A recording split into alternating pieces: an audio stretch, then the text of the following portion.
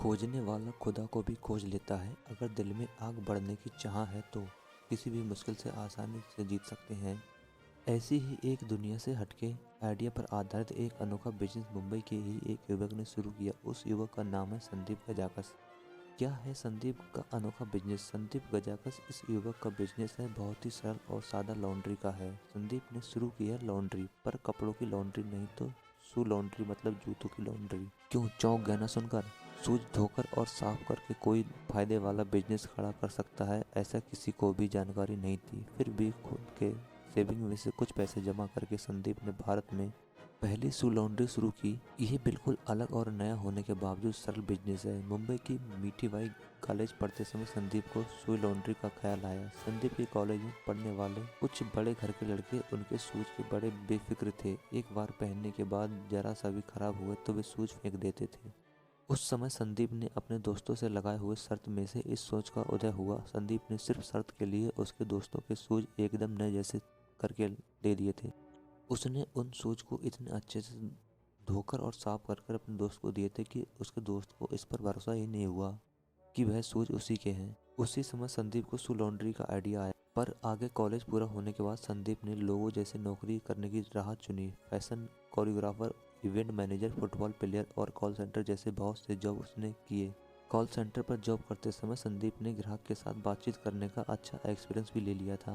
उसके बाद संदीप को उसके पुराने आइडिया का ख्याल आया और उसने शू लॉन्ड्री शुरू करने का फैसला किया। पर उसके इस बिजनेस के आइडिया के बारे में वह अपने पिताजी को नहीं समझा पाया। द शू लॉन्ड्री संदीप गजाकस के किसी के भी सपोर्ट के बिना संदीप ने उसका बिजनेस शुरू किया। उसके बेडरूम में ही उसने वर्कशॉप शुरू किया। दोस्तों की मदद से कुछ छोटा मार्केट कैंपेन किए और मार्केटिंग कैंपेन चलाए। शुरुआत के दिनों में संदीप ने खुद ही मार्केटिंग, क्लीनिंग, डिलीवरी और बिलिंग ये सब संभाला।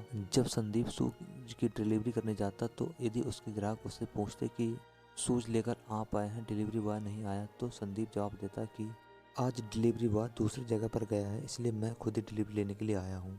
संदीप कहता है कि वैसे तो मुझको खुद को ही डिलीवरी करना अच्छा लगता है, क्योंकि हमारे शूज बहुत ही नए तैयार हुए देखकर ग्राहकों के चेहरे पर खुलकर मुस्कान और खुशी देखना मुझे अच्छा लगता है। मुंबई में जूतों को बहुत ही धूल और बुरे क्लाइमेट का सामना करना पड़ता है, इसलिए शू लॉन्ड्री की जरूरत है। शूज की एक जोड़ी की क्लीनिंग के संदीप 120 रुपये लेते हैं। इसमें ग्राहकों के घर से जूते लेना, उसकी मरम्मत, साफ सफाई, सुखाना और वापस ग्राहकों के घर पहुंचाना, इन सब चीज़ों का इसमें समावेश होता है। ऑफिस की जगह की बजट में नहीं ऑफिस की जगह संदीप के बजट में नहीं आती, इसलिए संदीप ने ग्राहकों के घर पर ही पिकअप और डिलीवरी करना शुरू किया। शॉपर्स स्टाफ में से एक कस्टमर ने संदीप को शू लॉन्ड्री के बारे में बताने के बाद शॉपर्स स्टाफ ने उसे उन्होंने बेचे हुए जूते की आफ्टर आफ्टर सेल सर्विस, मतलब बिकने के बाद सेवा पहुंचाने का कॉन्ट्रैक्ट दिया। उसके बाद संदीप ने कभी भी पीछे मुड़कर नहीं देखा। आज एडिडास, पूमा शूज के जैसे लगभग सभी बड़ी ब्रांड की मुंबई के बिकने के बाद सेवा संदीप संभालता है। संदीप ने शुरुआत करने के बाद इस बिजनेस में 8 नए कंप्यूटर आए, फिर भी वो ज़्यादा दिन तक नहीं टिके रहे। इस कम मार्जिन बिजनेस में टिक पाना मुश्किल है, पर संदीप ने बहुत ही होशियारी से उसका बिजनेस बढ़ाया। अभी संदीप के पास बहुत से कामगार हैं और उसका बिजनेस तेजी से बढ़ रहा है। संदीप अपने डिलीवरी बॉय को एक ही बात पर ध्यान देने के लिए कहता है कि काम ऐसा करो कि जूते देखकर ग्राहकों के चेहरे पर चौंकाने वाली मुस्कान आए।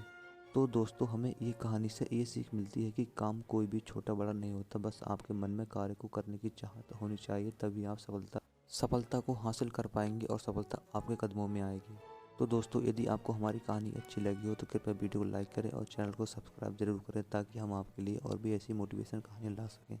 धन्यवाद दोस्तों, हमारी ये कहानी सुनने के लिए और अपना कीमती समय हमें देने के लिए।